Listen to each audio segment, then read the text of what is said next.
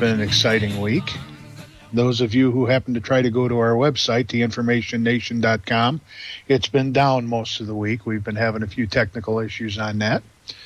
We seem to have got them resolved, so hopefully we'll continue on.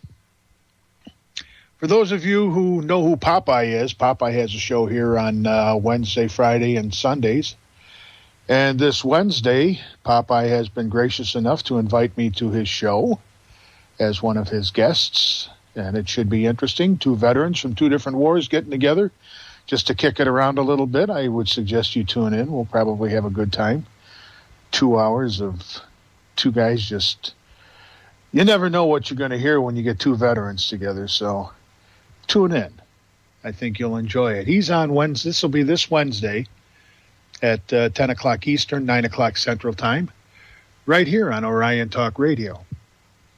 If you look at the top of the page, there's a Help Support Us button. Kindly hit that. We could use the funds, upgrade the equipment, keep us going here.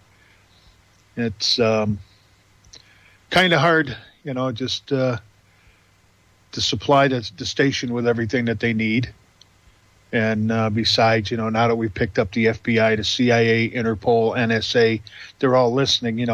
We've got all of this bandwidth going out to these people, and because they're listening to everybody who's on internet radio now, because they want to know what the heck is going on. And maybe we can convert some of them too. So you guys keep on listening out there. We're not asking you to quit your jobs or nothing, but listen, and maybe you'll learn a few things. So what do we got in the news today? Well, a lot of people have been talking about Gaddafi. Well, our assassin and thief, Barack Obama, is cheering that Gaddafi's dead. I kind of feel for those people. Wait till they see what they're in for now. They didn't have it all that bad. See, there's a tribal thing that the leader of a tribe takes care of his people. Women and children are fed first. The orphans, he took care of his people. See what you've got now. The World Bank has been in there already. They're in there. They're setting up a central bank. They bombed you back to the Stone Age. Dump your cars. See if you can get a hold of a camel. Light up your camel. Kick back. Relax. Big Daddy World Bank will take care of you. Yeah, they'll take care of you all right. Then on top of that, according to the EU Times, U.S. troops landed in Africa, Uganda on October 19th. U.S. troops will also be deployed in the Democratic Republic of Congo, in the Central African Republic, and in Southern Sudan. How did this guy get the Peace Prize? I forget. Oh, that's right. It's for what he might do. Well, we're finding out what he's doing. This would be like giving the Nobel Peace Prize to Jeffrey Dahmer. This guy has gotten to say, we're in 9 or 10 wars right now.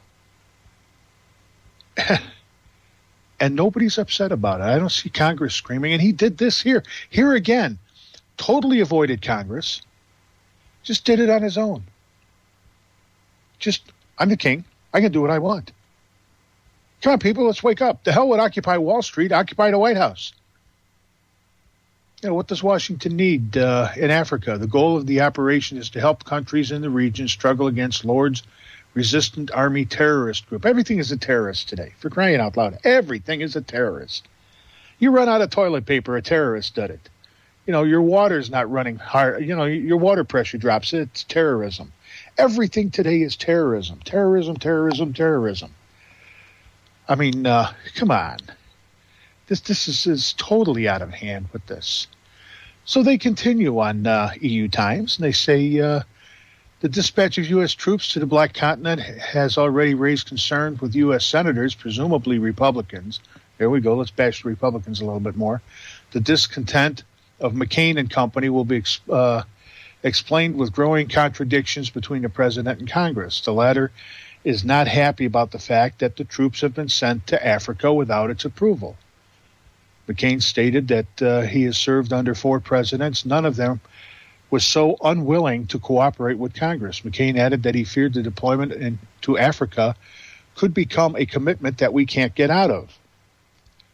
America may not handle another conflict properly. The senator said the country finished the current financial year with a colossal budget deficit of $1.299 trillion, which made up 8.7% of the national GDP.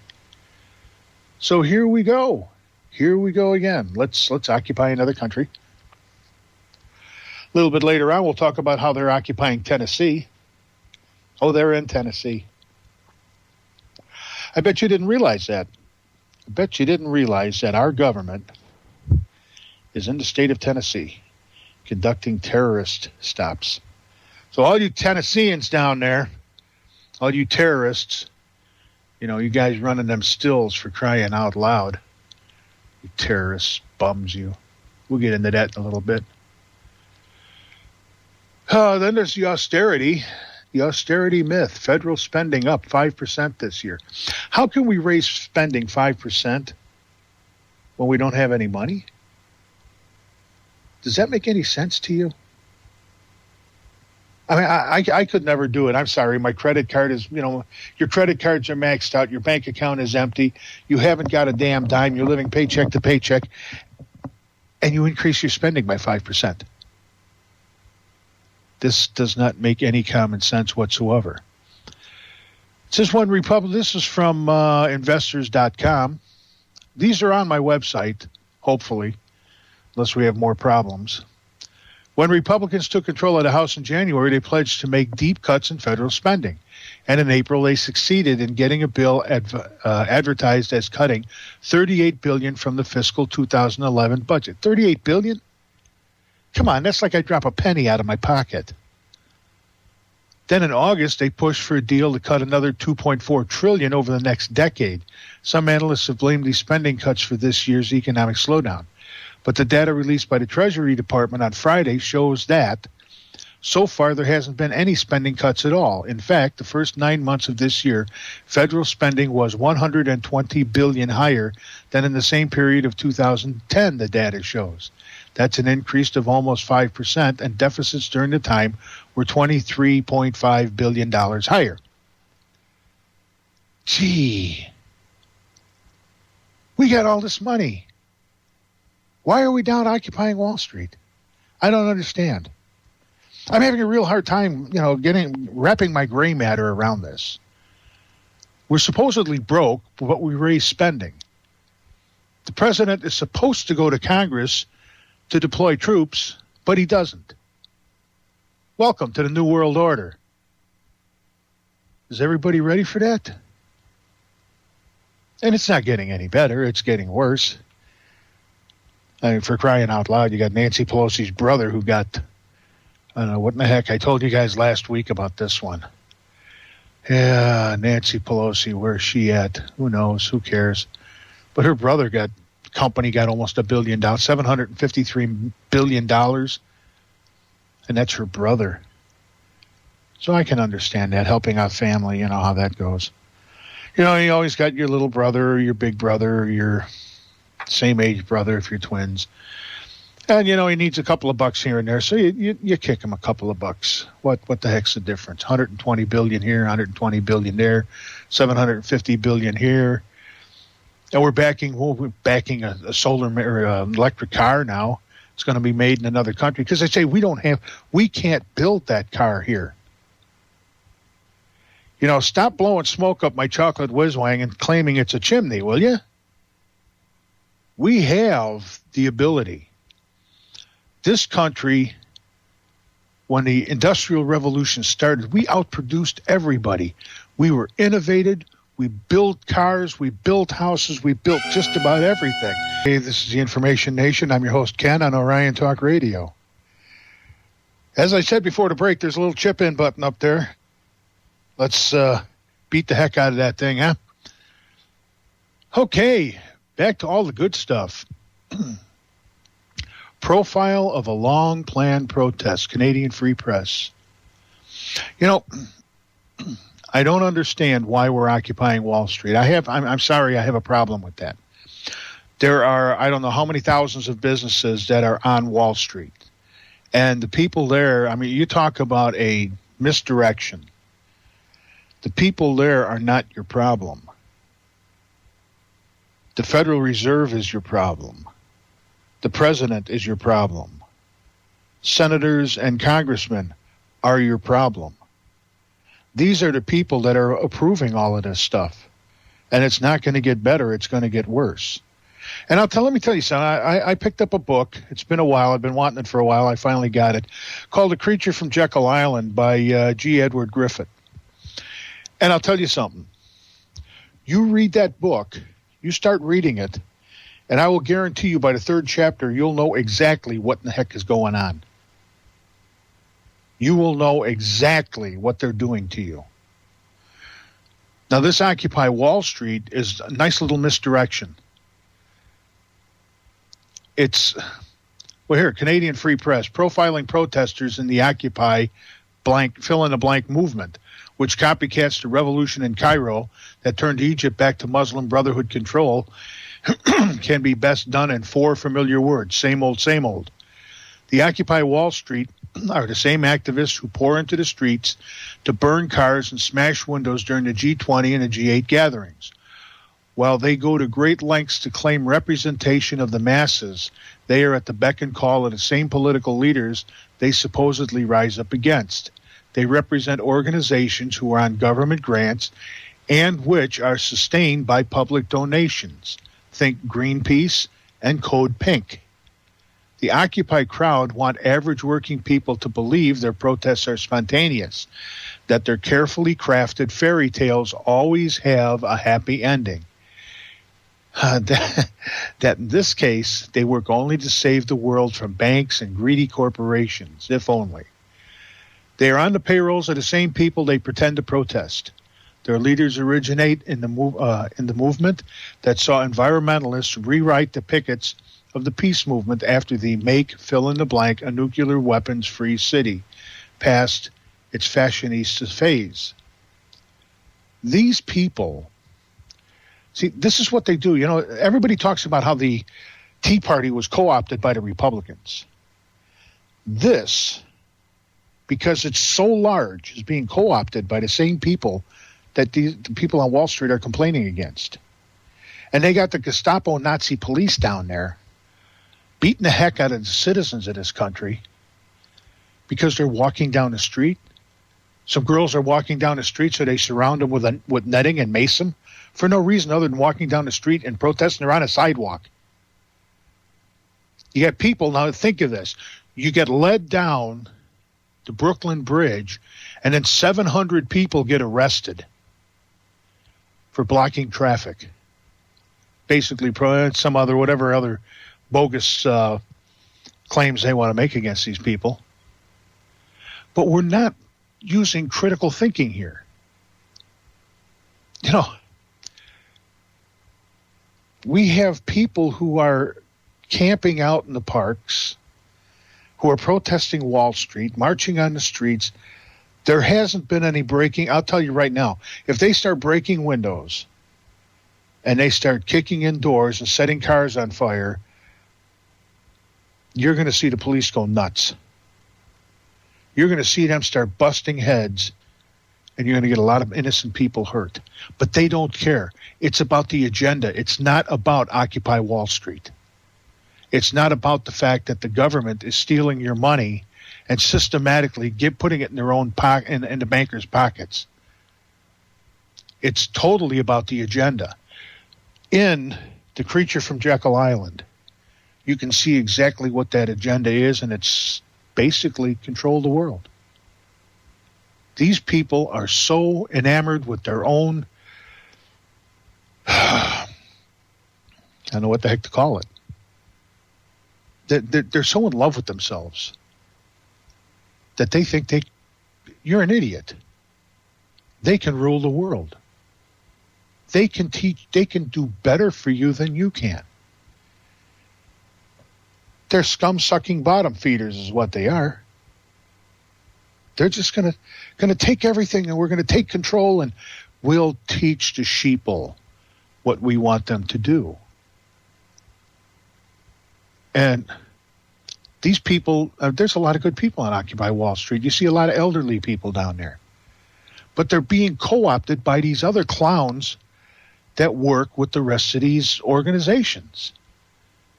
And in the long run, it's going to hurt. It's going to hurt a lot of people. And we're all going to end up out in the cold with nothing left to do but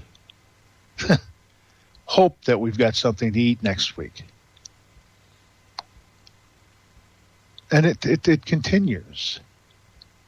Banks fight back. Customers locked in and arrested after attempting to close their accounts in Occupy Wall Street protests. So this shows you where this is really coming across. And this is from the Daily Mail. Banks across America appear to be fighting the growing protests against income disparity by raising fees as Occupy Wall Street movement spreads worldwide. A series of videos filmed across the U.S. in New York City, Santa Cruz, California, St. Louis, Missouri, show customers staging protests and mass account closures.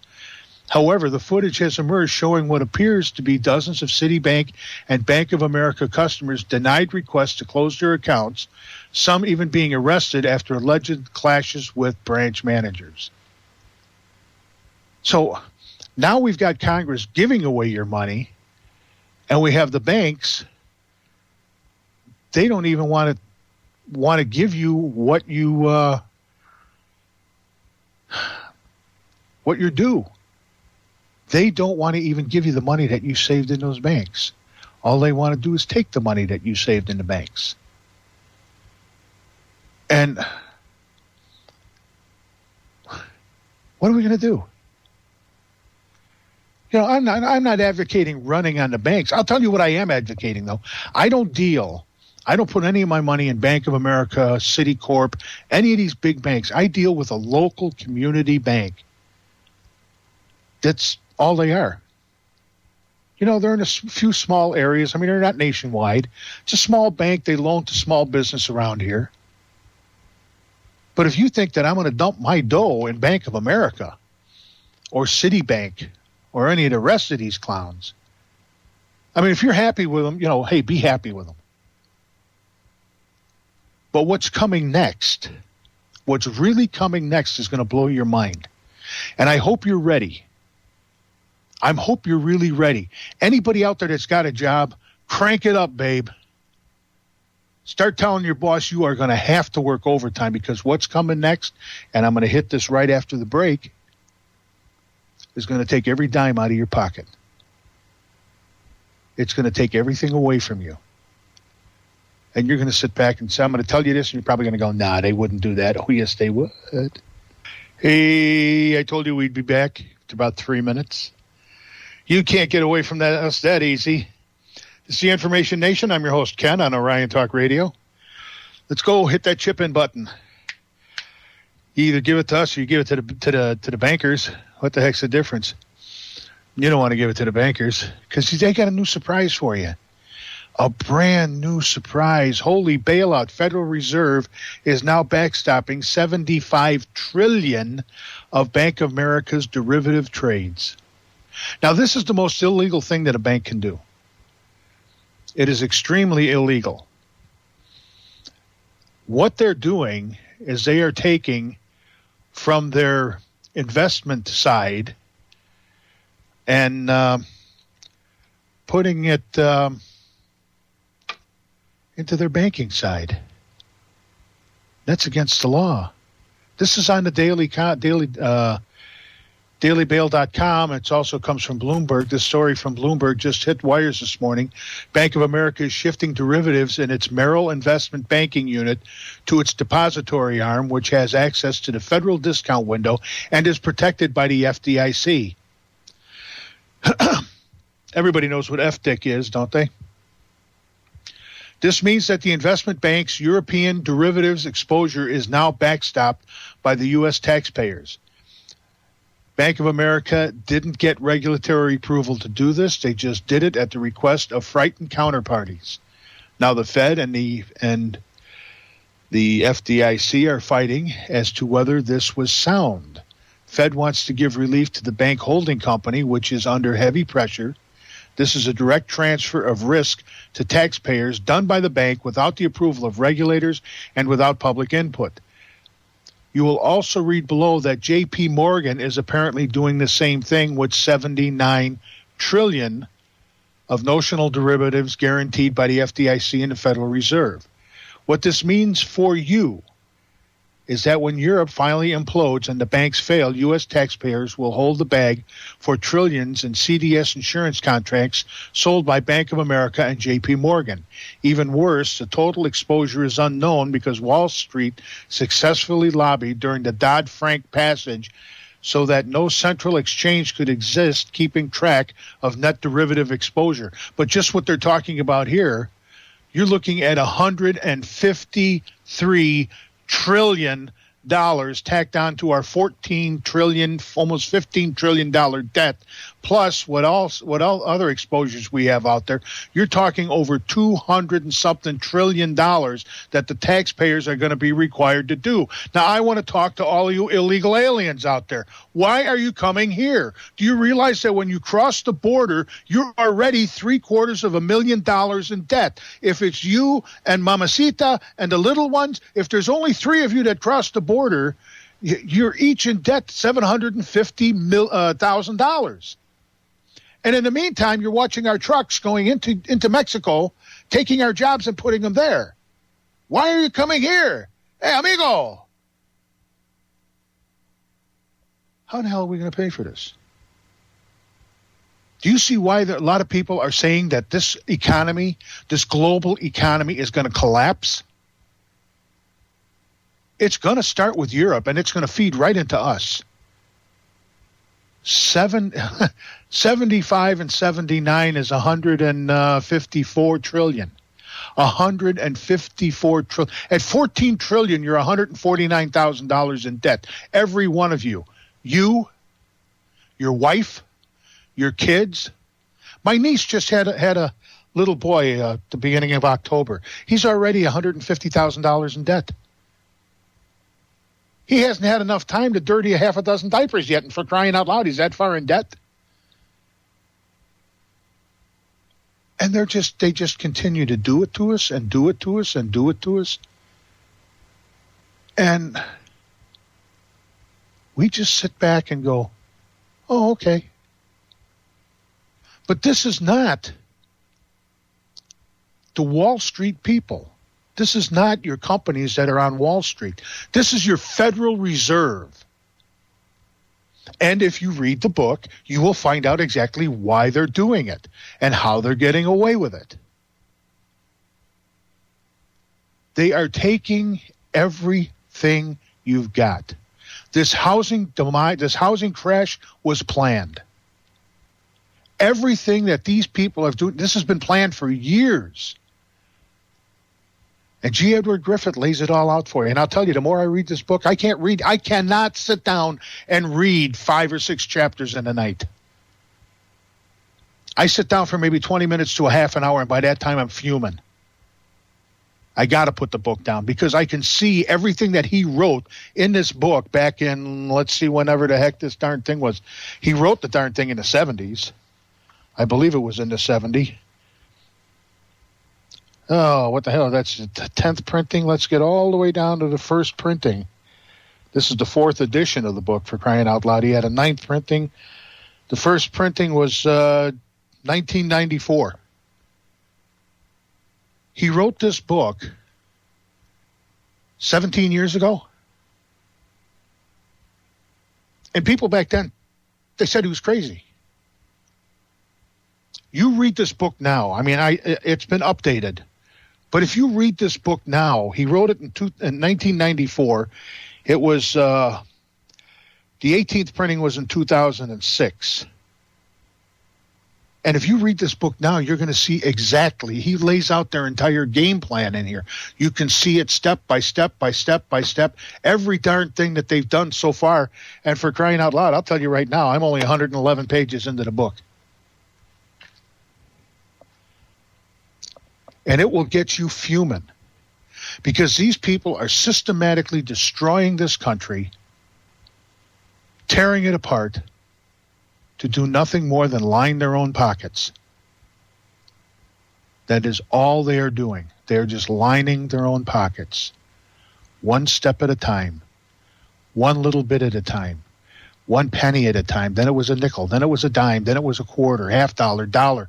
Now, for crying out loud, they're taking your homes. They're taking your jobs. They're taking every darn thing you've got. They've stripped this treasury in this country to the point where we can never pay this money back. And they've done it in other countries. They've done it in Mexico, South America. They're doing it in Europe. Wait till these poor people in Iran or in Libya let the central bank there do their thing. Those people, apparently, from all of the reports that I've listened to and that I've read, had a pretty decent life with Gaddafi. This was not about Gaddafi being a dictator. And I listened to them jokes from the ABC, NBC, CNN, PMSNBC, Fox. Oh, they got rid of the dictator. Well, the people liked the dictator that they had. And on top of that, he wasn't in charge. You know, they talk about, they're going to have free elections. He wasn't in charge. He hasn't been in charge for years. And they assassinated the guy. Let's call it what it is. Let's call it plain and clear. They assassinated the leader of another country. And for what? Because they want the wealth in Africa. They want the oil. They want the diamond mines. They want everything that they've got. That's how evil these people are. And we got a bunch of people running around going, oh, yippee, yippee, Gaddafi's dead. Same thing they did with Osama bin Laden. They assassinated Osama bin Laden. Then they assassinated an American citizen in Anwar al-Awlaki, who very plainly has never been accused of even doing one terrorist act. All he was doing was accused of preaching hatred. So they went after a guy for his freedom of speech, and they assassinated him. And now they've assassinated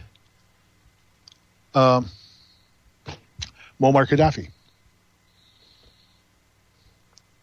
I'll tell you, people, I'm ashamed of the people that are running our government. Our government.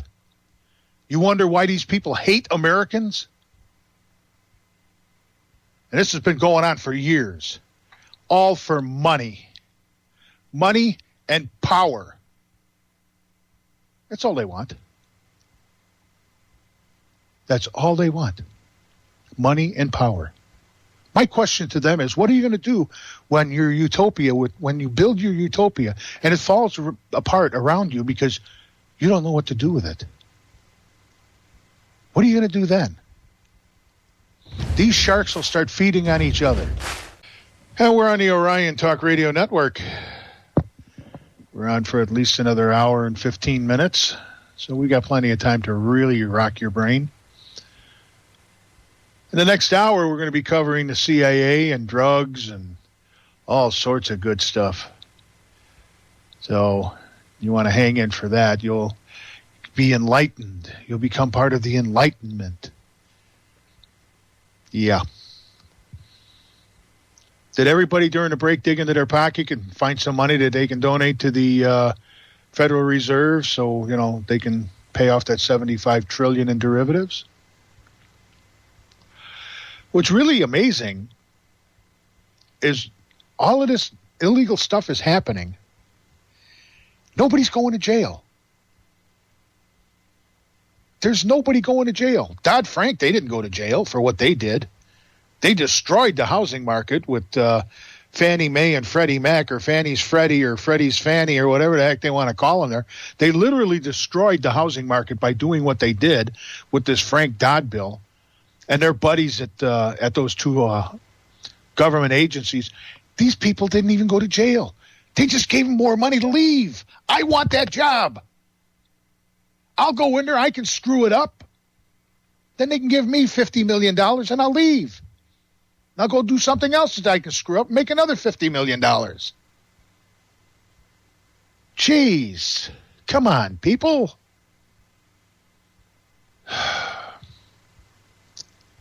And the money just gets spent and spent and spent and spent. Michelle Obama's Goodwill Tour in Africa cost U.S. taxpayers $425,000, a watch group says. What I really like in this, now here's another one. Here's another one with fraud involved. The cost of two Air Force Two flights were over $424,000. Meals for 21 passengers were over $900. And first daughter Malia and Sasha were listed as senior staff in the manifests. And her husband has got the balls to sit in Washington and go, well, you've got all of these corporate jets out there, and, that's not right.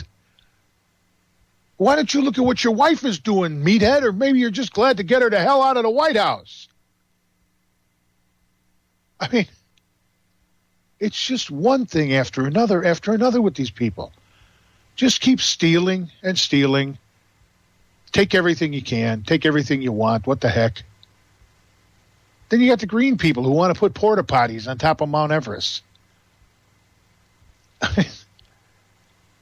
Can we say stupid? Moronic meatheads? I mean, it just gets weirder and weirder and weirder. And it seems like Ron Paul is the only one out there. Don't start with, Ron Paul. Yeah. Don't start. I'm not endorsing the man, but he's the only guy out there that's telling us anything. You listen to the rest of these clowns, they're not telling us a darn thing that we don't already know.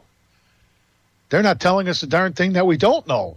They're just up there going, oh, well, if you'll vote for me, I'll infect your daughter with Gardasil, and, that way if your 6-year-old decides to happen to have sex, she'll be protected, or she'll die. We're not sure which. If she dies, she won't get a transmitted disease anyhow. They just lie and lie and lie, and we just sit back and go, oh, okay. One of our problems is we keep on putting the same fools back in office. During the last election, and I'm not a big backer of John McCain. I don't think he'd have been a whole lot better than Barack Obama. I think he would have been somewhat better, but I wouldn't expect him to be the greatest, latest and greatest thing in the world. But, they complained about how old John McCain was. Oh, look at the guy, if he dies, Sarah Palin would be president. Did they ever take a look at Harry Reid? Harry Reid and Nancy Pelosi, they're both 70 years old. And Nancy Pelosi, some of the stuff that comes out of that woman's mouth, I think that they ought to tie her up in a room, gag her, and just let her sit there. Every now and then give her some water and some bread and let her watch Jeopardy. And this woman has totally lost it. Of course, she comes from the 8th District in San Francisco. Enough said about that situation. It's getting strange, people. And it's not getting any better. I mean, here's one for you. This comes from thehill.com.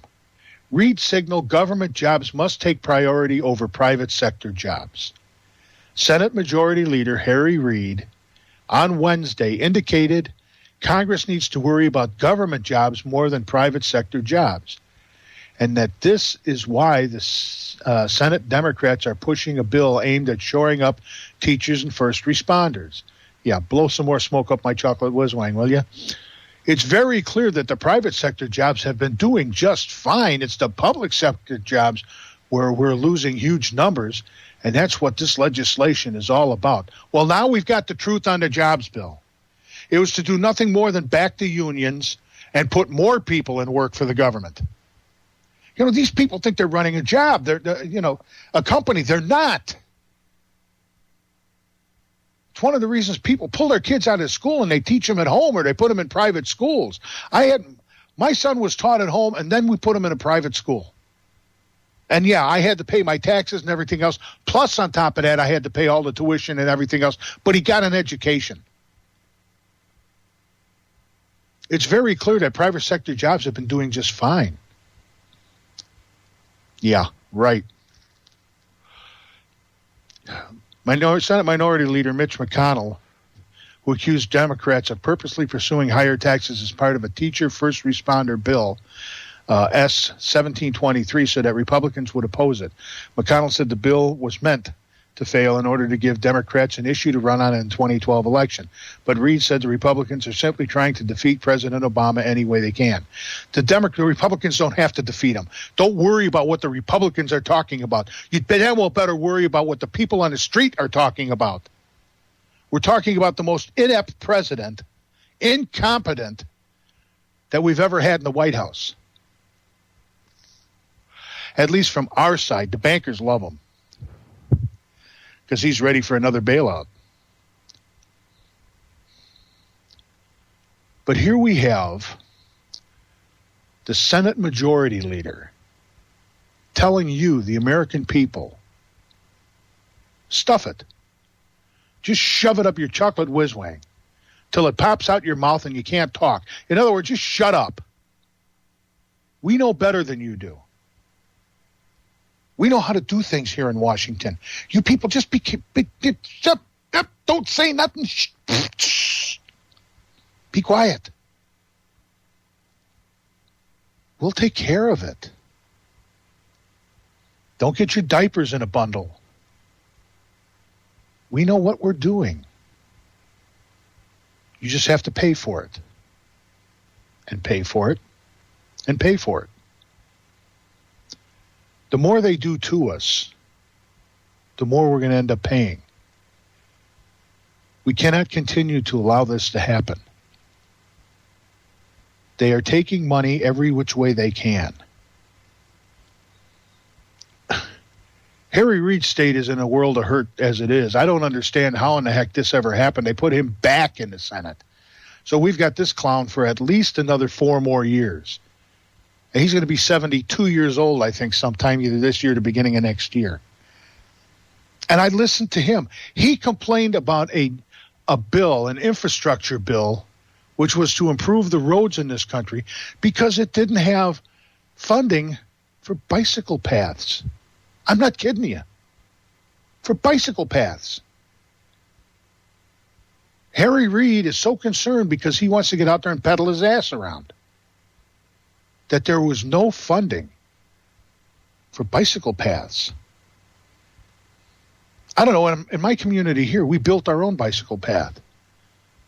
They got together, they all met on it. They said, yeah, it would be a nice idea. We had the piece of property in that. They went, they paved it, it was done. We didn't need federal funding for that. But Harry wants federal funding for a bicycle path. You know, maybe then we could have some federal funding for roller skating parks and, you know, to put up a hill so you can go snowboarding. And if you live in an area where there's no snow, maybe we could get federal funding to truck the snow in. These people are so far removed from reality, it's not funny.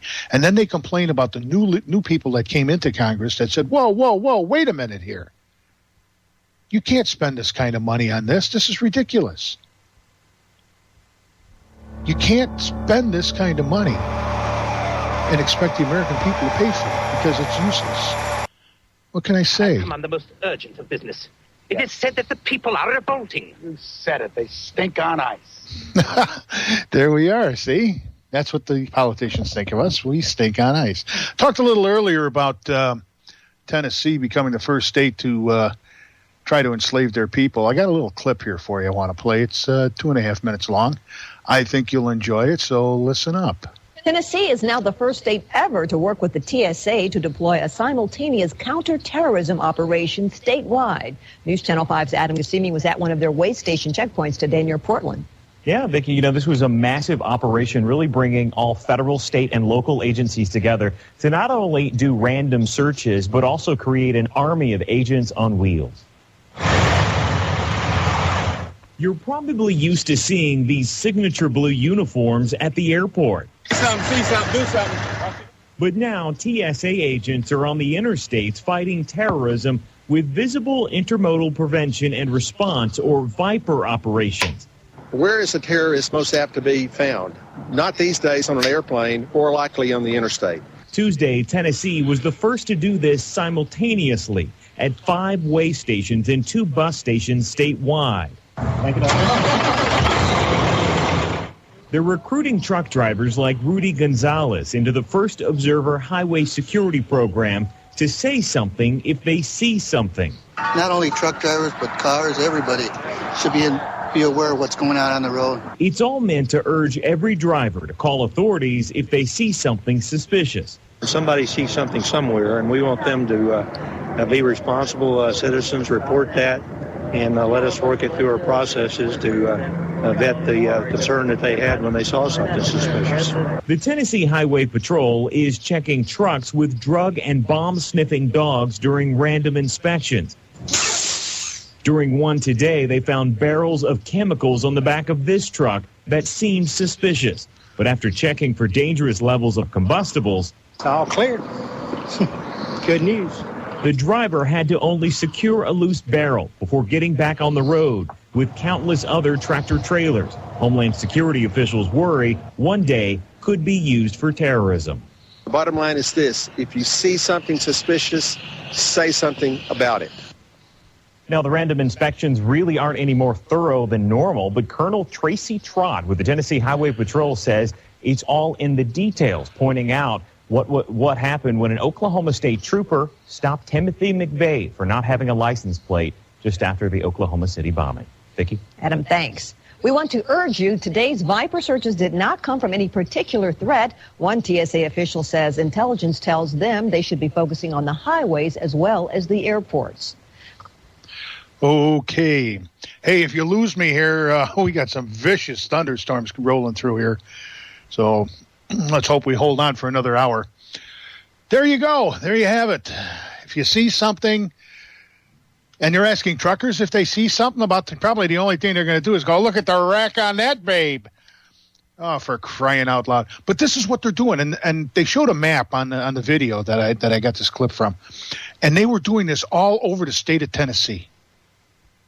Remember when Barack Obama was running, said he wanted a private army of people that, that he could call on in a moment's notice, as heavily armed and as powerful with the budget of the military. And he's got it with the TSA. Well, the people sat back and said, oh, I want to be saved. Yeah, here, go ahead, stick your hand down my pants.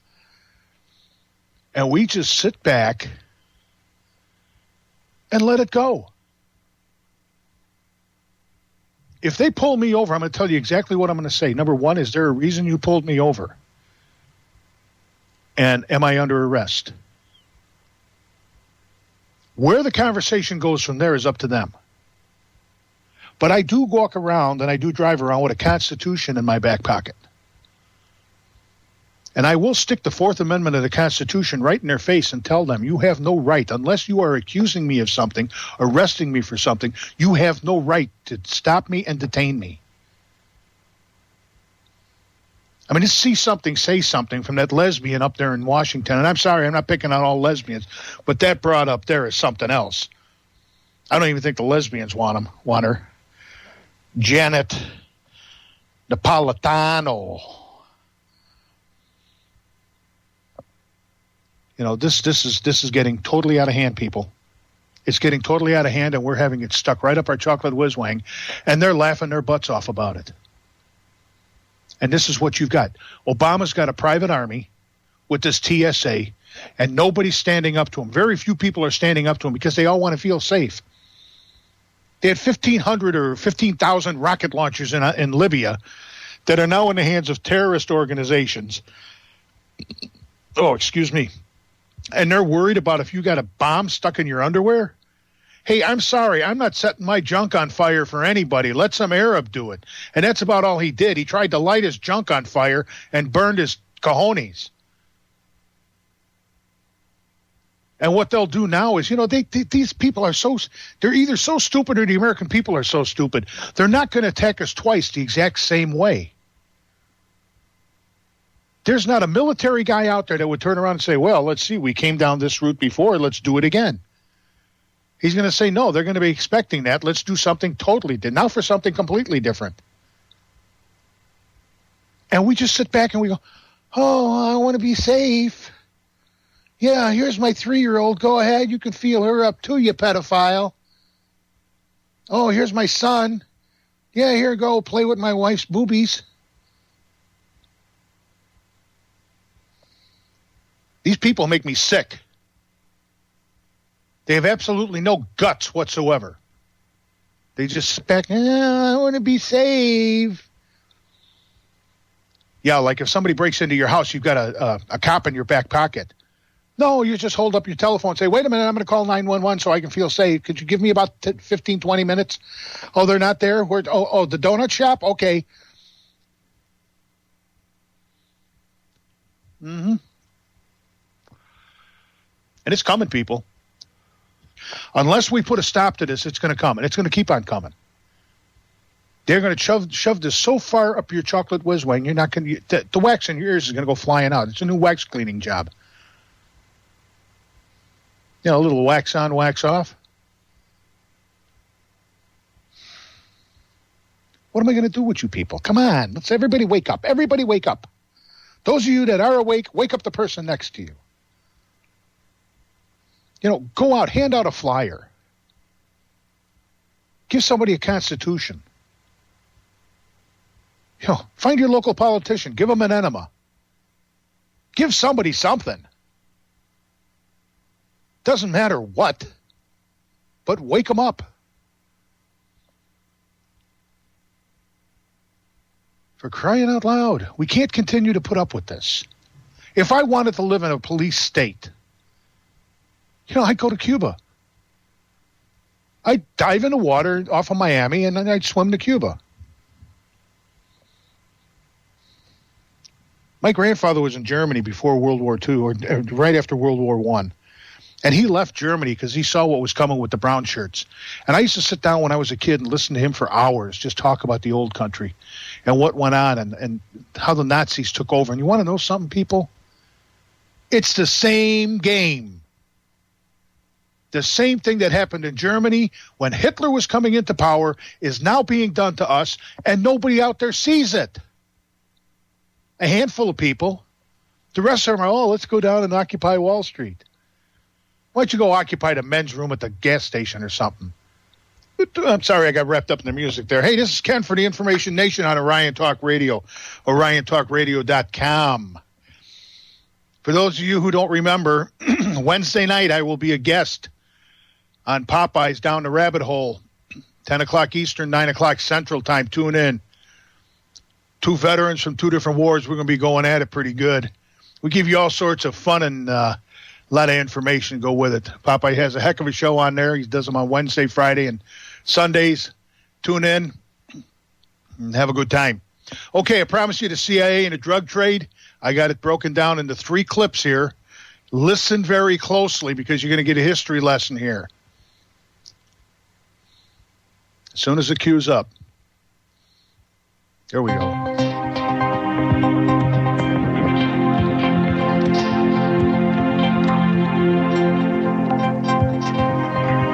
Welcome. This is James Corbett of the Corbett Report with your eye-opener report from BoilingFrogsPost.com. The cultivation of what we know today as the opium poppy goes back to the beginnings of recorded history, when the Sumerians in ancient Mesopotamia cultivated what they referred to as ho-gil, or the joy plant. The practice was passed down through the Assyrians to the Babylonians, and from there to the Egyptians, by which time the opium trade... Okay, it did it to me again. ...had begun to flant. There we go. The practice was passed down through the Assyrians to the Babylonians, and from there to the Egyptians, by which time the opium trade had begun to flourish and was fast becoming the linchpin of international trade across the Mediterranean into Europe. Indeed, as far back as one cares to go, control of the international opium trade has always been a key factor in the rise and fall of empires. During the 18th century, the British monopolized the opium trade in India and shipped thousands of chests of opium per year to China as a way of financing their huge trade deficit with that nation. When the Chinese cracked down on opium trafficking in the mid-19th century, the British fought 2 wars to ensure their Chinese opium market. By the 1830s, American traders were already getting in on the act, with Samuel Russell's Russell & Company becoming the largest American trading house in China. Russell's cousin, William Huntington Russell, founded Skull and Bones, a secret society at Yale that has formed the core of the American intelligence establishment, a set of documentable facts that the establishment media seems eager to avoid. The question is, to those of us on the outside, what do they do? Do they get together and have dinner together? Or what is the point of this club? Well, some say the point of the club is bonding. I look at it through the eyes of a social historian. And when you look at the grouping of people and the jobs that they have, you find a very large amount of the membership has been involved in intelligence. And then one of the most disturbing things is that the family groups have been involved in drug running since the early 1800s. Drug running? And it seems... Yes. The founder of Skull and Bones was William Huntington Russell, and his family business was a Russell and Company, which was the America's largest opium smuggler, the third largest in the world. Wow. Chris Milligan, unfortunately, we are out of time. We're going to have to leave it at that fascinating subject, the author of a book on Skull and Bones. Thank you so much. The association between Skull and Bones and the American intelligence establishment, from the OSS to the CIA, is well established by now, with a litany of agents, directors, and of course Director of Central Intelligence, George Poppy Bush himself, having been Bonesman before being recruited for the agency. But the connections between the CIA and the international drug trade is not simply an historical one about 19th century opium traders. Just as the British Empire was in part financed by their control of the opium trade through the British East India Company, so too has the CIA been found time after time to be at the heart of the modern international drug trade. From its very inception, the CIA has been embroiled in the murky underworld of drug trafficking. In the late 1940s, the CIA funneled arms and funds to the Corsican Mafia in return for their assistance in breaking up widespread labor strikes in France that were threatening to establish communist control over the old port of Marseille. The Corsican Crime Syndicate, in turn, used the CIA support to set up the trafficking network known as the French Connection, which saw heroin smuggled from Turkey to France and shipped to the U.S., feeding an American heroin epidemic. In Burma in 1950, the CIA regrouped the remnants of the defeated Nationalist Chinese Army, or KMT, to start an invasion of southern China and draw Chinese troops away from the Korean front. Easily beaten back by Mao's forces, the KMT instead turned their attention to occupying Burma, imposing an opium tax on all farmers in the opium-rich Shan highlands. Members of the Burmese military claimed that the KMT opium was flown out to Thailand and Taiwan on the same unmarked C-47s that the CIA had used to supply the group in the first place. In the 1960s and early 1970s, the CIA recruited the Laotian Hmong tribe to fight communist forces in the region. The CIA encouraged the Hmong to grow opium instead of rice to make them dependent on CIA airdrops of food. The agency could then force their compliance by threatening to withdraw the food aid. To make the deal even sweeter, they even located a heroin refinery at CIA headquarters in northern Laos and used Air America, a passenger and cargo airline that was covertly owned and operated by the CIA, to export the Laotian opium and heroin. Much of it ended up in Vietnam, causing an epidemic of heroin addiction amongst U.S. soldiers. In the 1980s, the locus of opium production shifted from the Golden Triangle, where the CIA was disengaging, to the Golden Crescent, where it was engaging with the Afghan Mujahideen in their CIA-funded struggle against the Soviets. Opium became a key funding mechanism for the insurgency, and as Peter Dale Scott explained on the Eye-Opener earlier this year, the correlation between CIA involvement in the region and increasing opium production was not coincidental. I write about this in American War Machine. With the advantage of historical retrospection, we see how important the CIA was for the building up of, because it was an enormous increase initially, right after the war, of drug production in the Golden Triangle. The CIA is probably the primary reason why you saw such dramatic increase in production. And so we have to ask ourselves, why are we now looking at the Golden Crescent, where, again, drug production increased at the same time that CIA involvement increased? They always say it was indirect through ISI, but it was still, I mean, America put billions of dollars into Afghanistan in the 1980s, and it went, the two groups, Abu Sayyaf and Hekmatyar's group, Hezb-e Islami, which were, because they were not very popular in Afghanistan, they compensated for that by using the drug trade to build up their power.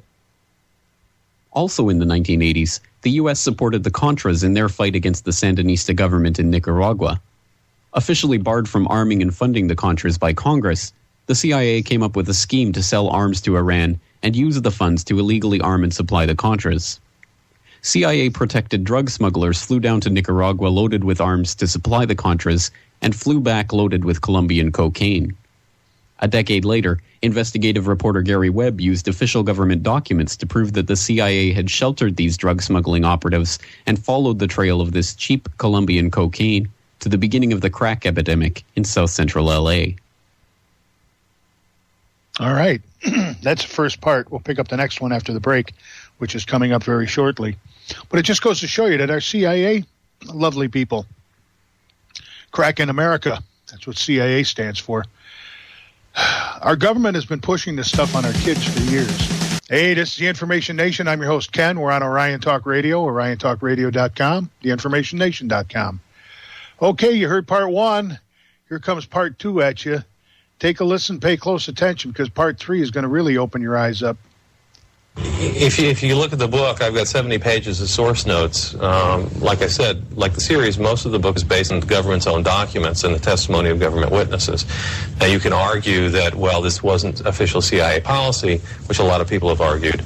I will point out that the House Intelligence Committee hearings in March, the Inspector General of the CIA, Frederick Hitz, disclosed that there had been an agreement signed in 1982 between the director of the CIA, William Casey, and the former Attorney General, William French Smith, which allowed the CIA not to have to report incidents of drug trafficking by its agents and its assets. And I think, that sort of eliminates the question as to who knew what when you've got the chief law enforcement officer of this country and its top intelligence official agreeing, sort of making a gentleman's agreement that the CIA doesn't have to tell the Justice Department when its agents and assets are drug trafficking. You've got a serious problem there. Despite the numerous documented and fully admitted examples of CIA involvement in drug dealing in the past, the idea that the agency is still tied in with international drug traffickers is largely dismissed as the stuff of conspiracy theory. Over the last several years, however, some sensational but underreported stories of plane crashes in Mexico have served to focus attention once again on the issue of agency complicity in drug dealing. In 2004, a Beech 200 was apprehended in Nicaragua with 1,100 kilos of cocaine. It was bearing a false tail number for a CIA aircraft owned by a CIA shell company. In 2006, a DC-9 was seized on a jungle airstrip in the Yucatan carrying 5.5 tons of cocaine packed into 126 identical black suitcases. The plane's owner was linked to a company called Skyway Communications, whose CEO, James Kent, had previously held contract positions supporting intelligence projects for the DoD. In 2007, a Grumman Gulfstream II jet crashed in Mexico, carrying 3.3 tons of Colombian cocaine linked to the Mexican Sinaloa drug cartel. Later, it was revealed that the plane had previously been used by the CIA to carry out rendition flights to Guantanamo Bay. In 2008, a Cessna 402C aircraft was seized in Colombia with 850 kilos of cocaine bound for the United States. The plane's purchase history links it to a company that one ex-CIA asset has fingered as being involved in U.S. government operations. Now, the issue of intelligence agency drug dealing has once again raised its head in spectacular fashion in a rather unlikely place: a Chicago federal courtroom. The case revolves around the prosecution of an accused Mexican drug trafficker, Jesus Vicente Zambada Niebla. Zambada Niebla is part of the famed Sinaloa drug cartel, an organization that has risen in Calderon's Mexico to become one of the most powerful international drug trafficking cartels in the region, if not on the globe. His case revolves around Fast and Furious, an offshoot of the ATF's Project Gunrunner, which was ostensibly set up to stop the flow of illegal weapons into Mexico, but has in fact allowed over 2,000 guns to be smuggled under the ATF's nose into the hands of Mexican drug gangs. Zambada Niebla is in court on charges of serving as the logistical coordinator for the Sinaloa cartel, helping to import tons of cocaine into the U.S. by land, rail, and air. The only problem is that Zambada Niebla is now claiming to be an asset of the U.S. government. In response to this claim, U.S. government prosecutors are attempting to invoke the Classified Information Procedures Act to keep classified material related to national security out of public court proceedings. According to a former federal agent contacted for comment on the case by Bill Conroy of Narco News, the invocation of CIPA means that CIA involvement in the case is a very reasonable conclusion, and there is hot stuff to hide. Earlier this week, I had the chance to talk to Bill Conroy about the case and about the possible relationship between the CIA and the Mexican drug cartels. And all of a sudden, this top guy with the Sinaloa cartel is picked up in Mexico City after he claims he was picked up right after meeting with DEA agents in a hotel in Mexico City. And the government agrees he did meet with DEA agents. Their stories kind of diverge from there. Zambada claims that he had been cooperating with the U.S. government for years, going back to, I think, 2004. And through an intermediary, another Sinaloa cartel leadership figure, a lawyer for them, whose job it was to basically get these guys out of jail and do deals for them, who is a cooperating source or an informant for the U.S. government. The U.S. government admits that, and he's been so for about 10 years. But they claim that there was no offer of any deals to any of these people. They were just helping, this particular lawyer anyway, was just helping the government out, with the hope that, they would leave him alone because he had been indicted in California, but, he was in Mexico and they claimed they couldn't get him. Well, we know that isn't true because they've extradited all these people up here. So whatever the case, they had a deep mole informant inside the Sinaloa cartel that the U.S. government admits. And Zambada said he was on that bandwagon, as was all the leadership of the Sinaloa cartel, that in fact they were all cooperating with the U.S. government in exchange for a quid pro quo, which says, leave us alone, tip us off if the Mexican government is on to us so we can hide, essentially don't prosecute us for our crimes. That's what they claim. The government, U.S. government now in Chicago, the federal prosecutor handling it, says, well, that's not true at all. That we never promised any blanket immunity. Zambada was never authorized to import, tons of cocaine into the United States and et cetera. And that's what's at issue in this trial, as is who's telling the truth about this. But what's already been conceded, and we've reported on it, is already, how do I say this, mind-boggling in the sense that we have the admission from the U.S. government that they had a high-level informant inside the Sinaloa cartel who, by anyone's description on both sides, was a confidant of the top guy, Chapo Guzman and Ismael, has actually met with lawyers for and with these people, has been in meetings with them, has also been in meetings allegedly with DEA and U.S. law enforcement. Of course, they don't talk about intelligence agencies in these briefings and these legal pleadings because that's classified. But the point is, law enforcement's admitted at least 20 people met with Zambada in the court pleadings. Okay, we can choose to believe who we want here, but it's pretty clear the U.S. had its fingers pretty deep inside the Sinaloa cartel. Why they didn't scoop up Chapo Guzman or the leadership, or why they didn't take the cartel down, who knows? All right, you can hear from that clip that apparently our CIA has been in bed with everybody. Plus, they've been shipping drugs for them. It's amazing, though, that our Congress doesn't do a whole heck of a lot about this. I think maybe they're getting a little bit of that nose candy for themselves. Got to be the way they're running this country. There's one more clip after this, but we're going to be coming up to a bumper shortly and won't have the time to play the whole thing. And I want you to really listen to the third clip and what happened to this guy that wrote the book. The guy that wrote the book, he had over 700 pages of documentation. And when you hear what happened to him, it'll blow your mind. It'll just literally blow your mind. And it shows you what our government is capable of, along with the other people that are complicit with the government, like CNN, CBS, NBC, PMSNBC, Fox News, the whole damn group of them. We're in trouble, people. We've got a government that is totally out of control, and it's no wonder that the rest of the world hates us because we're screwing up their kids as much as they're screwing up our own. And then you wonder why in the heck drugs are all over the place. we've been fighting the drug war for how many years now?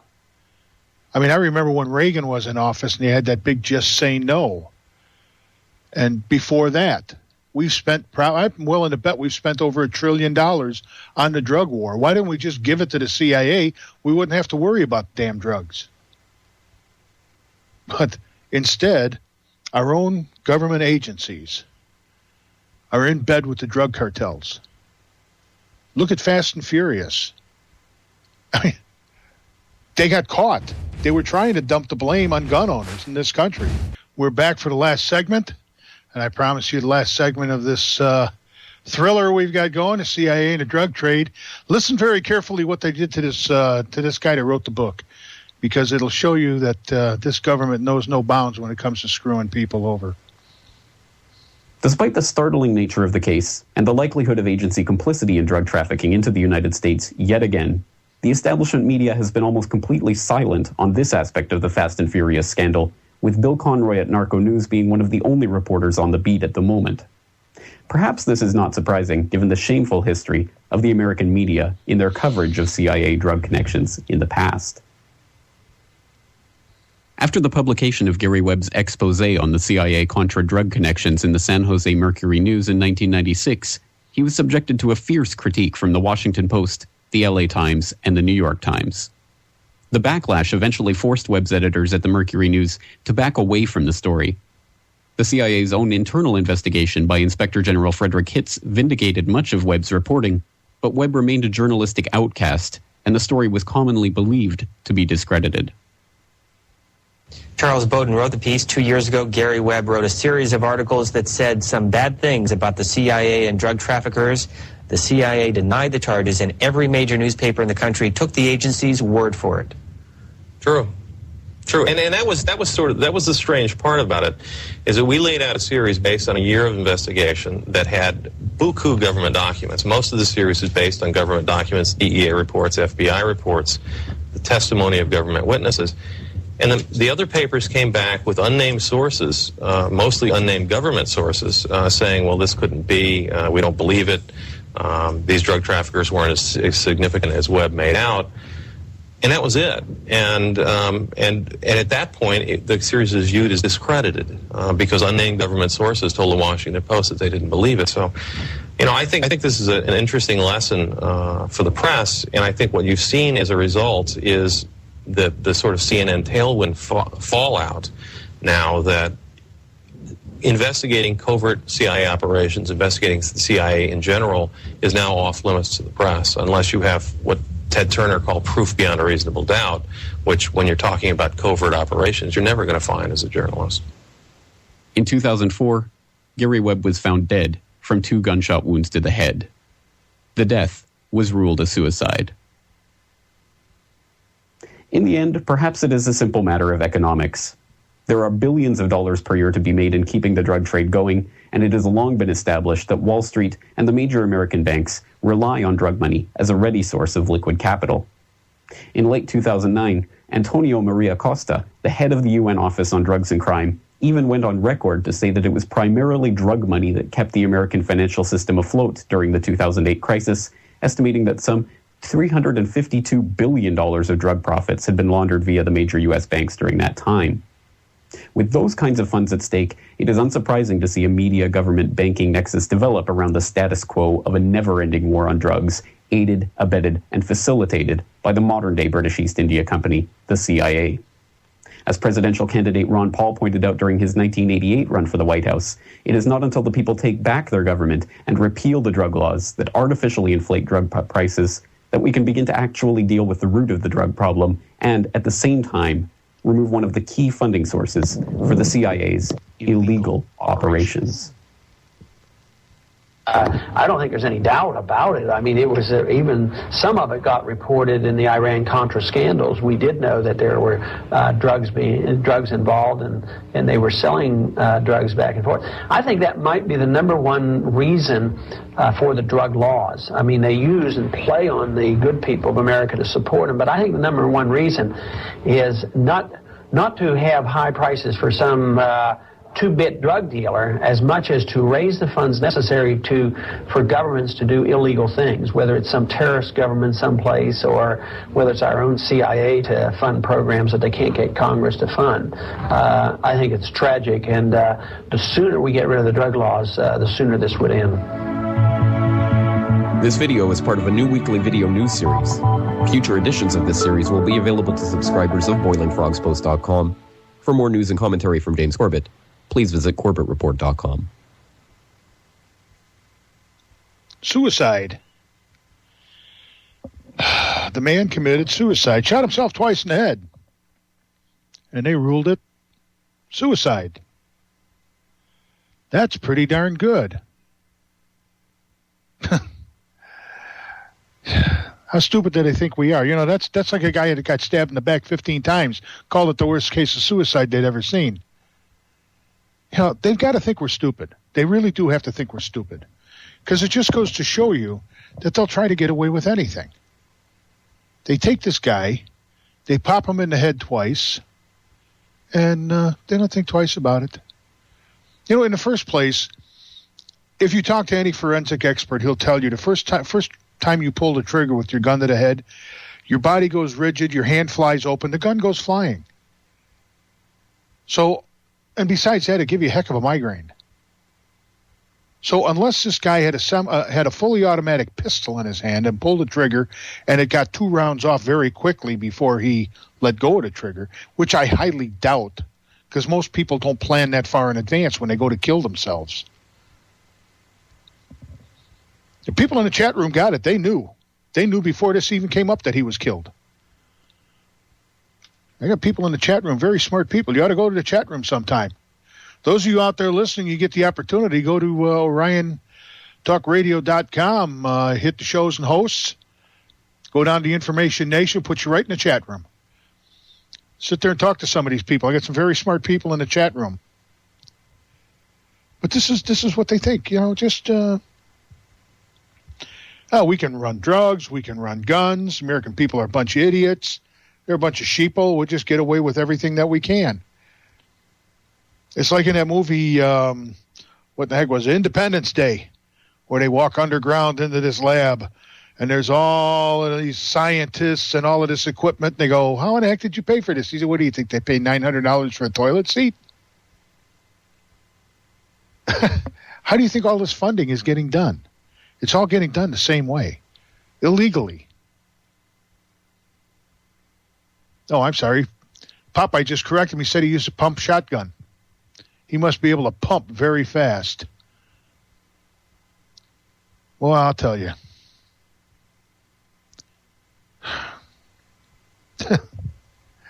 Geez, we got to be the dumbest people on the planet.